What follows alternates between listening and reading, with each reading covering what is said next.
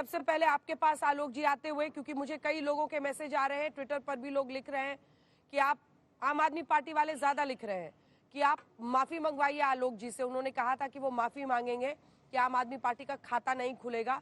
5 सीटें उनकी आ गई हैं। अगर आपको नाम चाहिए तो मैं बता दूं, प्रियंका कक्कड़ है उनकी आम आदमी पार्टी की कार्यकर्ता प्रवक्ता, वो सुबह आई भी थी, वो लोग टैग करके लिख रहे हैं, तो क्या कहिएगा।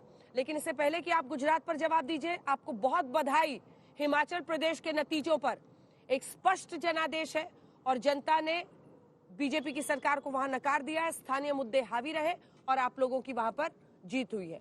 अब गुजरात पर जरा आते हैं। 5 सीटें राष्ट्रीय पार्टी आम आदमी पार्टी बन गई है।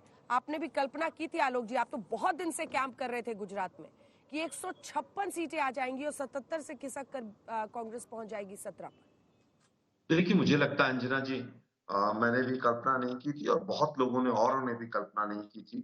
और जो इनके प्रदेश अध्यक्ष थे और सीएम कैंडिडेट थे, वो तमाम लोग हारे ही हैं। जीते कौन लोग हैं जिनका किसी को भी अंदाजा नहीं था। और मेरा आकलन गलत रहा, इसमें कहीं कोई दो राय नहीं है। और जहां तक बात माफी की है, मैं समझता हूं कि राजनीति में आकलन गलत हो जाते हैं और माफी मांगने में मुझे कहीं कोई संकोच नहीं है कि मेरा आकलन गलत रहा।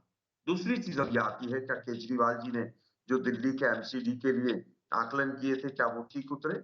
हम उनसे माफी नहीं चाहते, लेकिन क्या उन्होंने कहा था कांग्रेस की 5 से भी सीटें कम आएंगी, क्या वो सही निकला? मैं फिर भी सभी का सम्मान करता हूं और खास तौर पर मैं हिमाचल की जनता का सर झुकाकर अभिवादन करता हूं कि उन्होंने हमें एक सेवा का मौका दिया है। गुजरात की जनता ने हमें मौका नहीं दिया, हम फिर भी गुजरात की जनता का धन्यवाद करते हैं।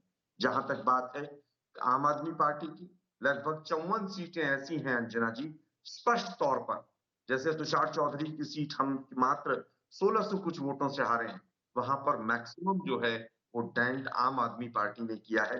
तो हमारा जो आकलन था कि ये बी टीम है, उसने काफी हद तक हमें 2 ठीक है, रीजन में नुकसान दिया है, एक सौराष्ट्र, ठीक है, एक साउथ। मुझे पता था ये आर्ग्यूमेंट आप देंगे आलोक जी, लेकिन अगर बीजेपी का वोट परसेंटेज बढ़ता है तो फिर इसकी क्या वजह है? फिर कैसे वोट उनका काटा, आपका वोट काट दिया मैं उन्होंने? बताता हूँ बीजेपी की अंजना जी, लोकप्रियता में बिल्कुल। भी तो उछाल है ना सर।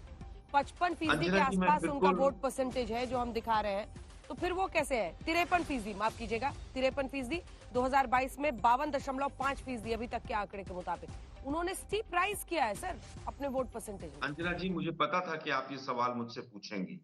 देखिए, जहां पर बीजेपी का खास तौर पर 4 शहरों में, राजकोट, सूरत, बड़ौदा और अहमदाबाद, वहां पर उनका मार्जिन बढ़ा है। तो जो वोट परसेंटेज जहां ज्यादा बढ़ता हुआ नजर आ रहा है, वो ये 4 शहर हैं। उसके अलावा मैक्सिमम जगह अगर आप सीट वाइज एनालिसिस करेंगे, तो जो हमें मैक्सिमम डेंट मारा है, वो डेंट आम आदमी पार्टी ने मारा है। हमारी भी कमियां रही हैं, हमारी प्लानिंग में भी कमी रही है, स्ट्रैटेजी में भी कमी रही है।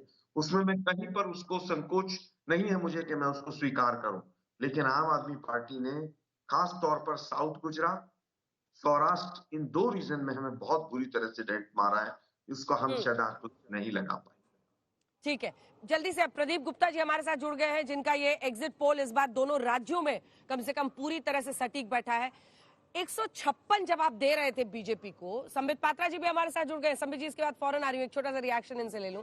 156 जो अपर मार्जिन आप दे रहे थे जब बीजेपी को, तो थोड़ी सी घबराहट हुई थी, क्योंकि बीजेपी वाले भी शायद नहीं सोच रहे थे कि वोट परसेंटेज उनका इस तरीके से बढ़ेगा और 156 सीटें आएंगी। नहीं, घबराहट का सवाल इस बार खासकर इसलिए नहीं था क्योंकि हमने 151 की जो सीट दी थी और 156 आई है, तो इस बार साफ साफ नजर आ रहा था दूसरे नंबर की पार्टी और पहले नंबर की पार्टी में इतना बड़ा अंतर था, जमीन आसमान का फर्क था कि कहीं कोई उसमें दिक्कत ही नहीं थी। दिक्कत बस ये थी कि सेकंड कौन और थर्ड कौन।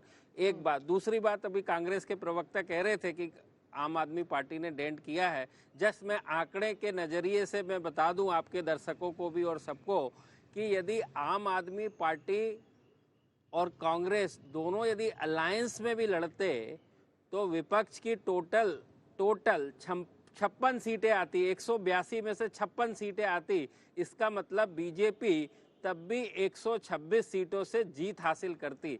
50% के बाद जब एक बार वोट ऊपर पड़ जाता है, जैसे कि 52.5 पड़ा, तो फिर कोई जुड़े या कोई टूटे उससे कुछ फर्क नहीं पड़ता। हाँ, मतलब फिर वो एक स्वीप है, एक वो लहर फिर है, खत्म, बस बात खत्म हो गई फिर। एक स्वीप है, एक लहर है। इसमें कांग्रेस को एक संतोष प्रचंड रहता है, जीते विनोद जी। हाँ, कांग्रेस को एक संतोष रहता है, उनका रिकॉर्ड नहीं टूटता माधव सिंह सोलंकी वाला। हाँ, नहीं, हाँ, संतोष हाँ, तो अब लेकिन हम वो लोग रिकॉर्ड कर तो लीजिए। बहुत पीछे भारतीय जनता पार्टी छोड़ गई है और इसीलिए हम वोट दिखा रहे हैं। देखिए कांग्रेस पार्टी का इस बार वोट गिर के आलोक जी 27.3 पर खिसक के पहुंच गया है।